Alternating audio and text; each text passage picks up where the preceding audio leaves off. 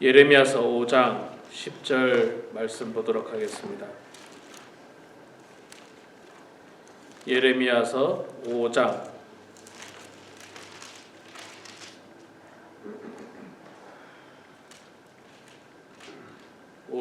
10절에서 마지막 31절까지 말씀 볼 때에 제가 석 절 읽고 우리 성도님들께서 한 절 읽고 기도하겠습니다. 예레미야서 5장 10절부터 읽겠습니다. 너희는 그 성벽에 올라가 무너뜨리되 다 무너뜨리지 말고 그 가지만 꺾어 버리라. 여호와의 것이 아님이니라. 여호와의 말씀이니라. 이스라엘의 집과 유다의 집이 내게 심히 반역하였느니라. 그들이 여호와를 인정하지 아니하며 말하기를 여호와께서는 계시지 아니하니 재앙이 우리에게 임하지 아니할 것이요 우리가 칼과 기근을 보지 아니할 것이며 선지자들은 바람이라 말씀이 그들의 속에 있지 아니한즉 그같이 그들이 당하리라 하느니라. 그러므로 만군의 하나님 여호와께서 이와 같이 말씀하시느니라. 너희가 이 말을 하였은즉 볼지어다 내가 네 입에 있는 나의 말을 불이 되게 하고 이 백성을 나무가 되게 하여 불사르리라. 여호와의 말씀이니라. 이스라엘의 집이여 보라 내가 한 나라를 먼 곳에서 너희에게로 오게 하리니 곧 강하고 오랜 족속이요 그 나라 말을 내가 알지 못하며 그 말을 내가 깨닫지 못하느니라. 그 화살통은 열린 무덤이요 그 사람은 다 용사라.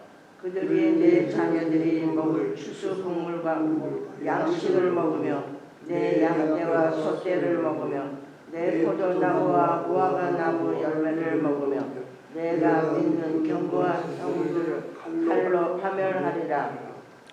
여호와의 말씀이니라. 그때에도 내가 너희를 진멸하지는 아니하리라. 그들이 만일 이르기를 우리 하나님 여호와께서 어찌하여 이 모든 일을 우리에게 행하셨느냐 하거든 너는 그들에게 이르기를 너희가 여호와를 버리고 너희 땅에서 이방 신들을 섬겼은즉 이와 같이 너희 것이 아닌 땅에서 이방인들을 섬기리라 하라. 너는 이를 야곱 집에 선포하며 유다에 공포하여 이르기를 어리석고 지각이 없으며 눈이 있어도 보지 못하며 귀가 있어도 듣지 못하는 백성이여 이를 들을지어다. 여호와의 말씀이니라. 너희가 나를 두려워하지 아니하느냐 내 앞에서 떨지 아니하겠느냐. 내가 모래를 두어 바다의 한계를 삼되 그것으로 영원한 한계를 삼고 지나치지 못하게 하였으므로 파도가 거세게 이나 그것을 이기지 못하며 뛰노나 그것을 넘지 못하느니라. 그러나 너희 백성은 배반하며 반역하는 마음이 있어서 이미 배반하고 갔으며 또 너희 마음으로 우리에게 이른 비와 늦은 비를 때를 따라 주시며 우리를 위하여 추수 기한을 정하시는 우리 하나님 여호와를 경외하자 말하지도 아니하니 너희 허물이 이러한 일들을 물리쳤고 너희 죄가 너희로부터 좋은 것을 막았느니라.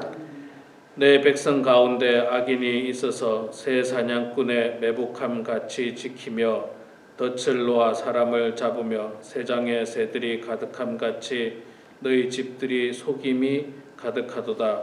그러므로 너희가 번창하고 거부가 되어 살찌고 윤택하며 또 행위가 심히 악하여 자기 이익을 얻으려고 송사 곧 고아의 송사를 공정하게 하지 아니하며 빈민의 재판을 공정하게 판결하지 아니하니 내가 이 일들을 대하여 벌하지 아니하겠으며 내 마음이 이 같은 나라에 보복하지 아니하겠느냐. 여호와의 말씀이니라. 이 땅에 무섭고 놀라운 일이 있도다. 선지자들은 거짓을 예언하며 제사장들은 자기 권력으로 다스리며 백성은 그것을 좋게 여기니 마지막에는 너희가 어찌 하려느냐. 아멘. 아멘. 예, 오늘 또 5월 5일 금요일 새벽에 나오신 우리 장로님 권사님 축복하고 환영합니다.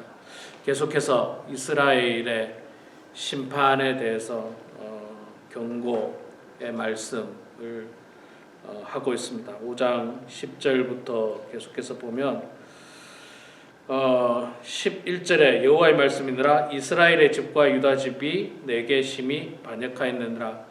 이스라엘 집은 북쪽 이스라엘을 말하는 거고요. 유다 집은 남쪽 유다를 말합니다. 그러니까 말하자면 남과 북이 다 지금 하나님을 반역하고 있다. 하나님 말씀을 듣지 않고 있다. 그렇게 이야기합니다. 구체적으로 12절에 보니까 그들이 여호와를 인정하지 아니하며 말하기를 여호와께서는 계시지 아니하니 재앙이 우리에게 임하지 아니할 것이요 우리가 칼과 기근을 보지 아니할 것이며. 사람들이 말하기를 하나님은 없다는 거예요. 하나님 없다. 하나님이 없으니까 심판도 없다. 칼과 기근이나 이런 것들로 말미암아서 우리에게 심판이 없다. 세상에 많은 사람들은 하나님이 없다고 생각하죠. 하나님이 없다고 생각하니까 하나님을 두려워하지도 않고 하나님 믿지도 않습니다. 그러나 하나님 분명히 존재하고 계십니다. 하나님이 안 계신다면 이 세상은 이렇게 움직일 수가 없는 것입니다. 하나님께서 계시기 때문에 질서정연하게 이 땅을 다스리고 이 온 우주 만물을 다스리고 계십니다. 그런데 왜 이 사람들이 하나님이 없다고 그럴까? 왜 하나님이 없다고 그럴까? 그것은 이 자신들이 죄를 지었는데 그 죄에 대해서 하나님께서 즉각적으로 심판하지 않기 때문에 하나님이 없다고 생각하는 거예요. 내가 예를 들어서 누군가의 것을 훔쳤다. 그러면 내가 죄를 지었으니까 즉각적으로 뭐 하늘에 벌이 내려와야 되는데 그게 안 내려오거든요. 그러니까 사람들은 하나님이 없구나. 그건 하나님이 없는 것이 아니라 하나님께서 우리들에게 회개할 기회를 주시고 회개할 시간을 주시고 돌아올 것을 기다리고 계시는데 그것을 전혀 깨닫지 못하고 하나님이 없다라고 생각합니다. 하나님이 없다. 사실 굉장히 어리석은 생각들이죠. 어리석은 생각들입니다. 그리고 또 계속해서 말하기를 13절에 선지자들은 바람이라 말씀이 그들 속에 있지 아니한즉 그같이 그들이 당하리라 하느니라. 선지자의 말도 듣지 않는다는 거예요. 선지자들도 허풍이나 떨고 있다. 그렇게 세상 사람들이 이야기를 하고 있습니다. 그러나 하나님께서는 분명하게 말씀합니다. 그렇지 않다. 내가 너희를 심판할 것이다. 그리고 그 심판을 아주 구체적으로 이야기합니다. 14절 15절에 보면 나오는데 그러므로 만군의 하나님 여호와께서 이와 같이 말씀하시느니라 너희가 이 말을 하였은즉 볼지어다 내가 내 입에서 있는 나의 말을 불이 되게 하고 이 백성을 나무가 되게 하여 불사르리라. 하나님께서 불로 심판하시겠다. 불로.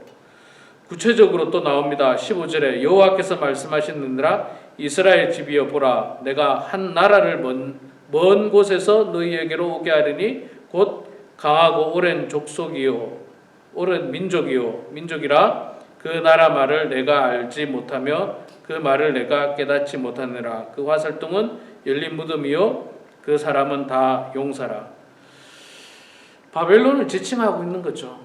구체적으로 바벨론을 지칭하고 있습니다. 강한 민족이 와서 너희들을 공격할 것이다. 심판할 것이다.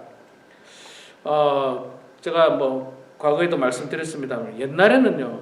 전쟁을 하면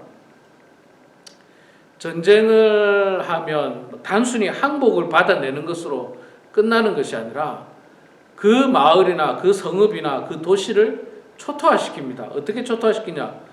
불질러버려요. 그게 대표적입니다. 사람들이 살지 못하도록 불을 질러버리는 게 이제 대표적인 거예요. 전쟁의 어떤 결과들입니다. 그리고 뭐 사람을 죽이기도 하고 포로로 끌고 가기도 하고 또 뭐 재산이나 이런 것들을 훔쳐가기도 하고 하지만 마지막에는 다 불을 질러버려요. 불을. 그래서 아주 그냥 그 지역을 그냥 완전히 초토화시키는데 14절에 끝부분에 이야기하지 않습니까? 내 말이 나의 말을 불이 되게 하고 이 백성은 나무가 되게 하여 불사르리라. 하나님의 전쟁이 임한다는 거예요. 하나님께서 전쟁을 통해서 너희들을 불사르겠다. 전쟁이라는 거예요. 전쟁. 이거는 아주 구체적으로 이야기하죠. 그리고 한 나라를 먼 곳에서 너희에게로 오게 하리니 이 한 나라는 당시에 이 강력한 바벨론 제국을 이야기합니다. 바벨론을 너희에게 오게 하리니 오랜 민족이라 너희들이 그 말을 알아듣지 못하고 그 화살통은 열린 무덤이요 그 사람들은 다 용사라. 그 당시에 느부갓네살 왕과 그 군대는 제국을 이룰 만큼 강력한 군대였죠. 그러니 조그마한 이스라엘이 견딜 수가 있겠습니까? 그래서 하나님께서 이렇게 구체적으로 내가 너희들을 심판한다. 불로 심판한다. 그렇게 이야기하고요. 또 하나님의 심판 가운데 하나가 경제적인 어려움을 당하게 한다는 거예요.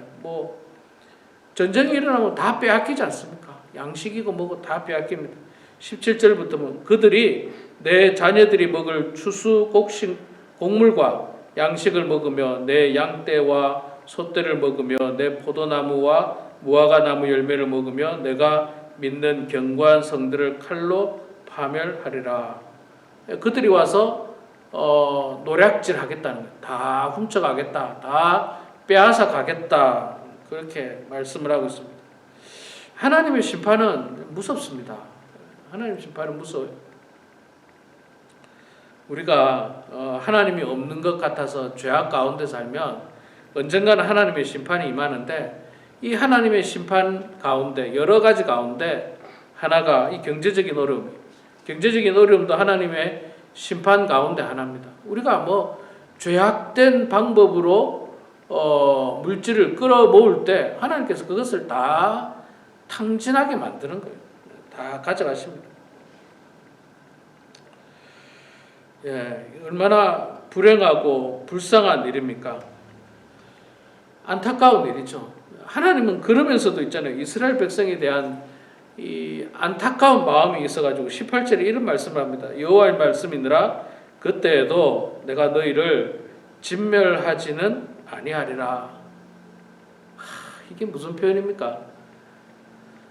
그때에도 내가 너희를 진멸하지는 않겠다. 사실 하나님의 심판은 원래 진멸이에요.